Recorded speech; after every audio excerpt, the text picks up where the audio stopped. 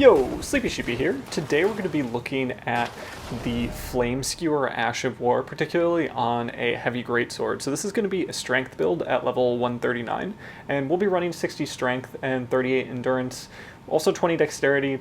Those are just kind of recommended stats, but I would say pump up your strength at least until like 55. That will give you a huge bonus when you're two-handing the weapon. As for our offhand, we also have an offhand dagger, so this is a good option, I think, just for added pressure. If your opponent's low on health, then you don't need to time a big colossal sword swing, and you can just go for pressure with a nice offhand dagger. But the main star of the show here is the Flame Skewer Ash of War. So this is a two-part Ash of War. I'm not sure everybody knows this, but it has this giant hunt type animation, but then you also get this follow-up attack with the R2 button. So you can kind of go for this giant hunt, and you don't have to go for the follow-up at the R2, but you can. And it also buffs your weapon. So for me, that brings me to 840 while one-handing, and 934 while two-handing. So it's almost like the benefit of Flaming Strike, but on Giant Hunt and with an amazing follow-up. And kind of the benefit of that follow-up is going to be that you have, like if you miss the first part, then a lot of times people will try to punish you. And if they go for a jumping attack, or even if they just run in on that punish attempt, you'll be able to poise break them with that follow-up giant flame. And you can delay the flame a little bit, so you don't need to go for it right away, and it has a pretty big area of effect. So honestly, I feel like this just makes Colossals so much fun, so strong. I mean, getting 934, you're almost at quad digits there for your AR, so it's just really I don't know, a really fun Ash of War, a lot of fun to play with, and I'm just super happy to be playing with these new DLC Ashes of War. That's pretty much all I wanted to say about the build. As always, if you wouldn't mind considering subscribing, I would appreciate it, and let's go ahead and jump into the showcase. Alright, so to start things off, we're going to be in the Enos Castle area, which is kind of similar to the Carrion Manor in the base game. And I definitely like this area, but the spawn points are absolutely terrible. So definitely be careful if you're trying to get invasions in this area, because you'll frequently just get spawned in places that don't make any sense. Jumping into the actual gameplay, we do get a very quick kill on one player who is kind of hiding out with the Mimic Veil. And then we have a Bloodhound Fang Enjoyer. And once they're by themselves, they're definitely a lot less scary. We can use that off dagger to continue to pressure. However, they are going to get some hyper armor, so it is prudent to at least just kind of respect that a little bit. We go for our Ash of War Flame Skewer again, and while we don't actually land it, we do get the buff on our weapon, so that's kind of like a nice element of it, is you just, you know, you get that buff, and unlike Flaming Strike, you don't need to do the follow-up to get the buff.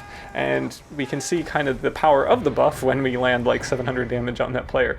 So moving on, again, we're in the Enos Castle area, and we've got two players, and this Phantom was using some stuff that I had definitely not seen before. It looked like, you know, the Scarlet Rot incantation that Melania uses, but the butterflies were pink and it was just kind of different. So I'm assuming that's some late game DLC boss, but basically we're just going to throw frost pots on them and try to anti-air them with running heavies, and that seems to do the trick so far. So we do get rotted by the dragon breath, and we throw some freezing pots, and that's going to be really nice because the physical damage that your weapon is doing is pretty big, so if you can negate their physical damage resistance as much as possible, that's going to be ideal.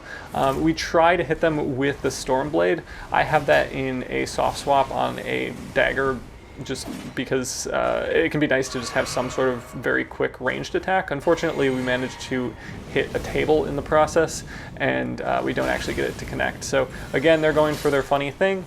We go for a frost pot and then a running heavy, and that finishes off that player.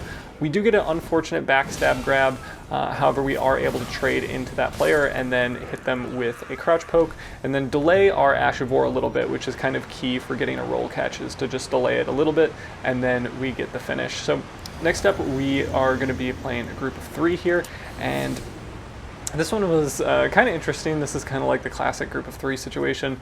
They start out with the Mimic Veil. You have one real chonky guy, then you have somebody that's kind of laggy, and then you have a host that's way more aggressive than anybody else, which is kind of unfortunate for my play style because I like to go for the host last, but it happens. So they've got some nice forward momentum with the bear claws, but we're able to just kind of hyper armor through some of their attacks and hit them with a running light.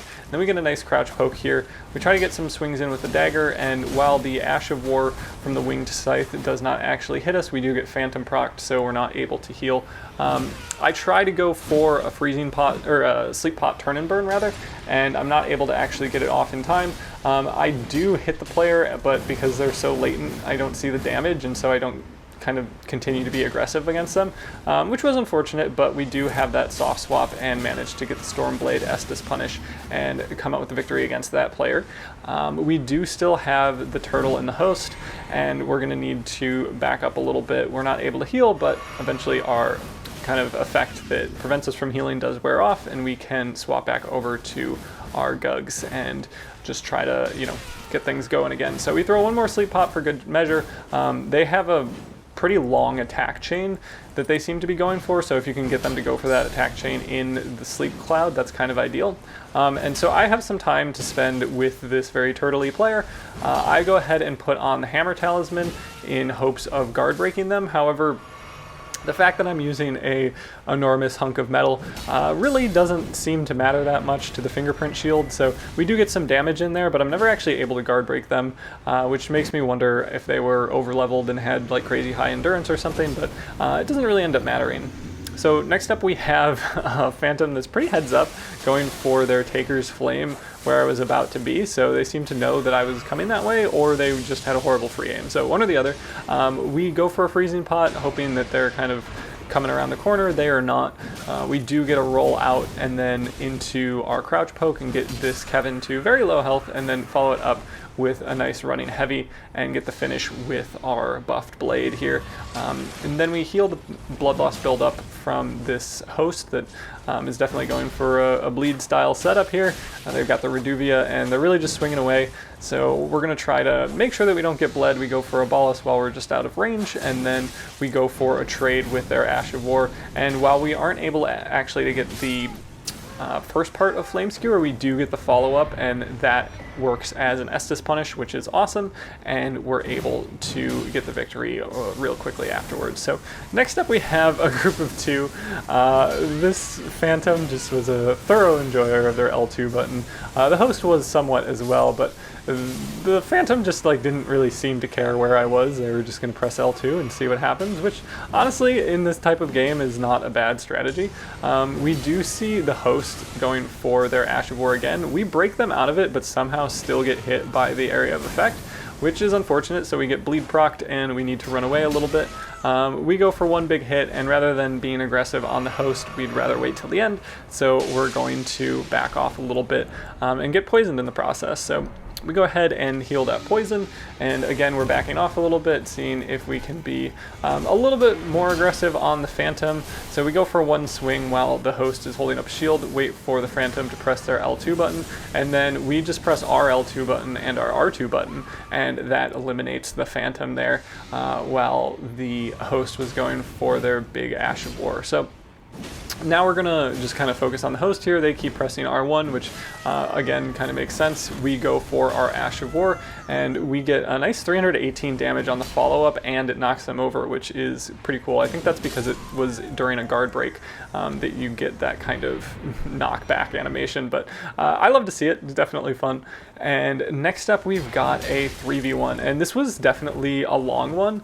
This was a group of three that nobody had that much HP, but everyone was running very high damage builds, and just all of their attacks took up most of the available space in any given room or hallway or just kind of path. So here we go for the follow-up and immediately get hit with Hand of Melania. That's kind of what I'm talking about, where they're taking up all the space with their attacks and they're breaking my poise, which is just unfortunate. So it's going to take a while before we're able to actually get the damage we need, even though we don't actually need that much damage. So like we get the sleep proc there, but somebody's going for Taker's Flame and, you know, again, filling up the entire area with their Ash of War. So we need to back off and can't actually get the punish that we would like to with the sleep pot. So we also need to be worried about the one player that's running the Power Stance Greatswords and just going for jumping attacks, because those also do crazy amounts of damage, and as you can see,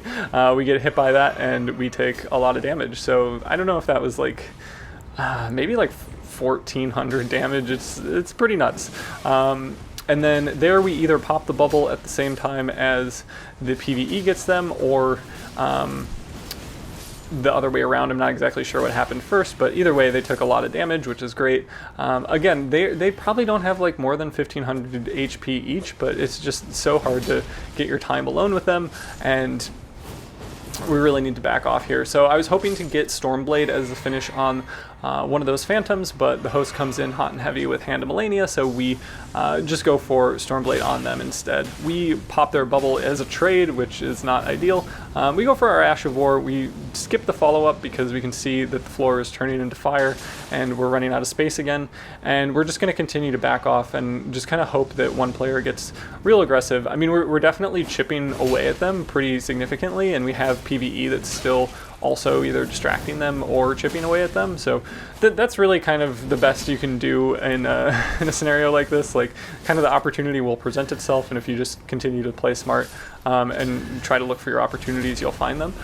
So speaking of an opportunity, we find a backstab, which does all their HP but like 5, and then one of their talismans restores a bit of their HP, and they have the space to heal, and then we get blindsided by Hand Melania again. So yeah, like this was a long one, and just there are so many moments where it was so close. But we kind of keep at it here. We've run out of PvE in this area, so we find it prudent to just kind of run up the stairs again and progress into an area that they haven't totally cleared out. You know, getting blendered by all three doesn't feel like a fun time to me, so we're just gonna kind of continue to bait them forward, get them moving through the level and see what we can do. We do almost 1000 damage on the host there.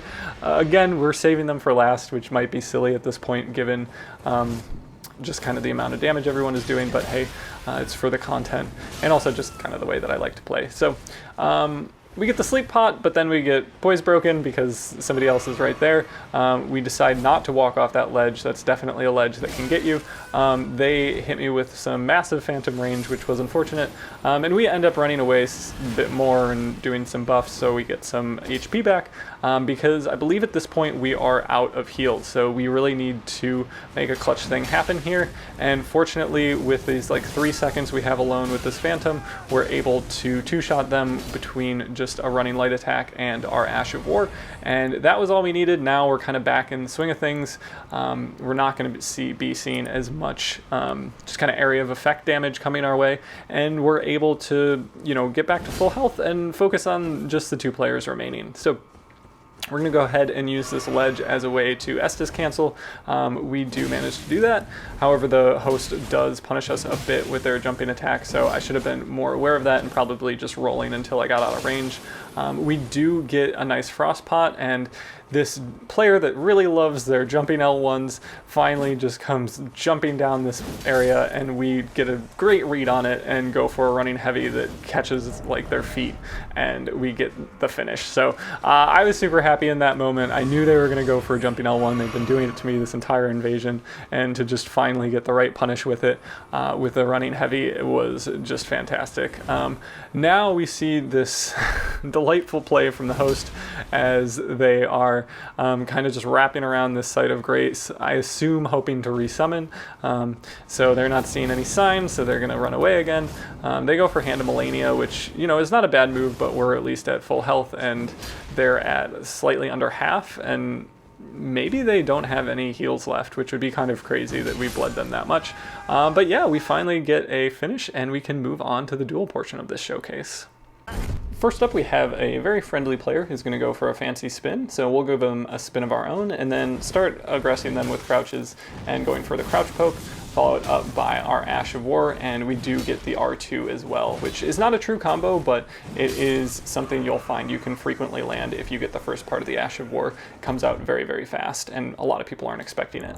Next up, we have a player using the Smith Script daggers. So these are the throwing daggers that are new to the DLC and are pretty interesting, and we'll see this player get roll caught by a crouch poke. We go for some damage with our offhand dagger. They go for a couple dagger throws, and then an Ash of War that I don't know what it's called, but it's pretty cool. And then we get a nice roll catch with our Flame Skewer there, and that's going to be enough to win the duel. Next up, we have a player using a lot of spells that I hadn't seen before, so this was pretty cool, and we're kind of learning in the moment. So they have this funny teleportation spell, and then I believe this is a like magic light greatsword, but I'm not 100% sure. So we do get a nice crouch poke followed up by a offhand dagger swing. They manage to do the funny teleportation thing and get out of range, and then that allows them to use their physic, and then also this crazy Ash of War. So we're able to just kind of knock them out of it because Colossal Swords do that, and we're going to just kind of back up, see if we can find the right opportunity to get some damage in there. Again, they're going for the teleportation thing. They are, dodging pretty well with it, but they try to cast a spell. They weren't far enough away, and we get the finish with just a light attack. Next up, we have a player that's running a very similar build. I believe they have the Zweihander here, but they're also running Flame Skewer. So this is a lot of fun. I definitely like to see a mirror match like this, and it's just kind of a battle of the great swords. So we go for running heavy. They go for their Ash of War, and they do use the follow-up attack. So it was good that we didn't try to run in and punish it. We're going for a delayed crouch poke here. They're also going for crouch pokes of their own. It's going to be a lot of crouch poking. Like, that's the meta for this weapon. Here we throw out a random Flame Skewer, and we do get it to connect. However, they've got a lot of physical defense here. I think they had the talisman that buffs their physical defense when their HP is full, and they also ate some crab, I believe, at the beginning. So we're not doing crazy amounts of damage, but we do get a nice light attack, and here they get their Flame Skewer off, but we just kind of Uno reverse card them and hit them with our own, which was pretty ideal. And then we don't have like the best connection. I would say there's definitely a little bit of latency. They go for their FP physic, and we're going to just kind of space them a little bit as they go for a light attack. We throw out a random heavy. Sometimes that can be a good way to go with the Colossal Swords, and they go for Flame Skewer again. Here we get a pretty big trade, and we both go for our Ash of War and the follow-up at the same time. I give them a little weapon shake just to acknowledge it, because it was kind of funny. And we're going to go ahead and adjust our talismans here so we have a little bit more defense when our HP is low. So they do the same, and I'm going to go ahead and drink my blue, and then we're just going to play some footsies here. They go for their Ash of War, which was not a bad idea, and we get a nice crouch poke in. It's not enough. We try to get another crouch poke in, but we get broken out of it, so it's a good thing that we put our talisman on earlier. And here we get a nice read on their jumping attack, and we get a running heavy for the finish. So that was definitely a fun one. I had to, it's nice to just see somebody going for the same thing.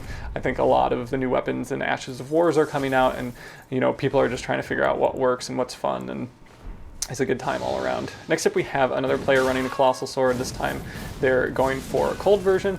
We're not able to get the R2 off in time. They were actually able to get a successful punish on the Flame Skewer, which is definitely difficult. Here we go for the follow-up this time, and we are able to finish them off and then go for a random heavy as a roll catch and come out with the victory. Next up, we have a player using a brand new Colossal Sword.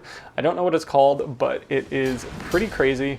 It has this very intense forward momentum Ash of War, and it does have a follow-up, and if you get hit, you take a lot of damage. So we're going to be trying to avoid that. We're not sure totally how to play against this. I don't know, it looks like a piece of obsidian or like an arrowhead even.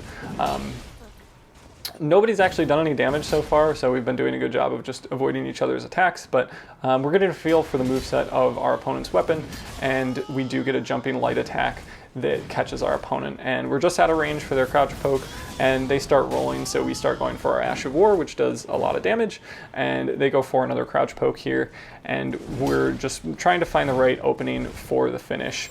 They go for their Ash of War, which does catch us this time for the first part, but we're able to roll out before the second part goes off. So knowing that there is that second part and that you can take a lot of damage is definitely good. We go for just an offhand dagger swing. That's going to be a nice way to pressure and just kind of make our opponent guess for multiple different things, but we do get a crouch poke for the finish and come out with the victory there. That's all for today. If you have any questions, definitely let me know. If you wouldn't mind considering subscribing, I'd appreciate it, and I hope you have a good one.